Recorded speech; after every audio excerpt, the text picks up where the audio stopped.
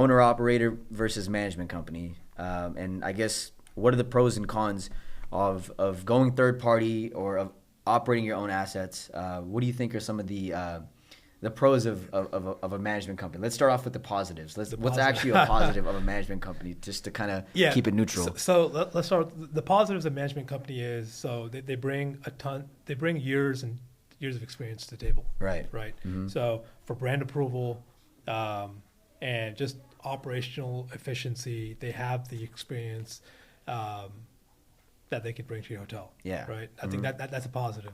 And they have a network of people that they can bring to your hotel, which is GM, DOS, AGM, back of the house, etc. They have a Rolodex of people that they can staff your hotel. Right. So that's a positive. That's all there. Now, let's talk about some of the cons. Yeah. Right. Mm-hmm. While they bring the efficiency and they bring the team and the Rolodex they have to your property, there's a cost associated with that. A big cost. There's a big cost. Yeah. Right. So now you have to weigh out what do you value more. Now, the cons are, while they might bring all that value up front, you're going to be paying for it day one and for the life of the management contract. Right. Yeah. So they have the fees built in for their expertise. Yeah. Right. That's not. I'm not talking about management fees, but I'm talking about other fees that they charge you, whether it be an upfront fee for them to get onboarded, right? Whether it would be a fee for them to coordinate and have training with the brand. Right. And whether it be a fee for them or travel expense, et cetera, whatever the case may be, for them to be a management company of your hotel and give you that support, there's always a cost associated with that. So that's one thing that every owner needs to understand, is that a management company has always a fee associated with everything that they do. Exactly. Right? They're providing you a service. Right. And I think sometimes the biggest con is those fees can, if not checked, can escalate. Not only escalate, but it can erode your profit. Yeah. Right. Yeah. If not handled correctly, and if you don't watch your expenses properly as an owner, that will very quickly erode the profit on your P&L. Yeah. No, I think you make a good point. I think the pros are, they come with a lot of infrastructure, and the management companies come with a lot of resources.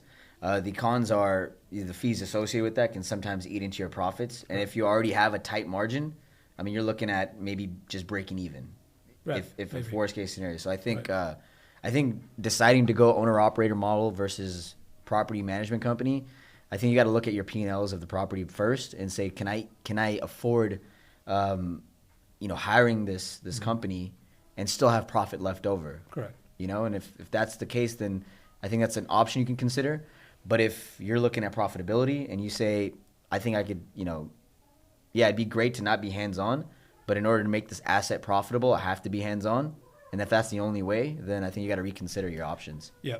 Another thing to consider is the type of asset that you have, correct? Yeah. Like if you have a limited service product, extended stay, full service, that also plays a factor to a management company versus owner operated. So if you're looking at a single hotel owner who's looking to scale, maybe it's in his best interest to probably manage his first couple of assets himself. But eventually when he reaches growth, either he has to make a decision on, do I build a in-house management company for my assets, or do I kind of hand my hotels off to a management company and focus on the development acquisition side? So I think there's always a pivotal moment in a hotelier's life cycle where they probably have to make a decision on which route they want to go. Right. And it also depends on which assets they have in their portfolio. If you have a lot of full service hotels in your portfolio, it's probably smart, or probably you're probably leaning towards a management company to manage your hotels, because it's just so much more work to operate a full service hotel. It's just so much more that goes on to it. What do you think? Okay, so let's say I'm a hotelier and I want to make that change, and I'm saying, you know what, I think it's time to go from the owner operator model. I want to try the management company model out. What do you think are like industry, I guess, standard fees, market pricing? What would you say is a good management fee percentage to pay, and where do you think it's at a level where it's overcharging you and things like that? So I think it's all relative to your market, your hotel, and what type of asset you have. Okay. Right. So if you have a full service hotel, there's different fee structures for your your room revenue, your F&B, Right. Your meeting space, etc. Mm-hmm. Now, if you have a limited service, select service hotel, it's pretty nominal fee. I mean, it's pretty flat, maybe 2.5-3% is what they usually charge as an industry standard. Right. And then you don't really have any F&B, so it's just strictly on room revenue. So I think it all depends on the asset type. Full service is a different beast, but in select service, limited service, I would say between 2.5 and 3%. Yeah. So in summary, basically 2.5-3% is a sweet spot.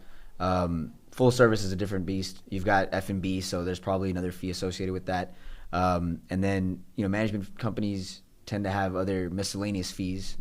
Right. Whether it's accounting fees or revenue management fees. I'd suggest just be cautious and do your research as far as what the brands are charging and try to keep it aligned with market standards, so you're not overpaying for your management fees.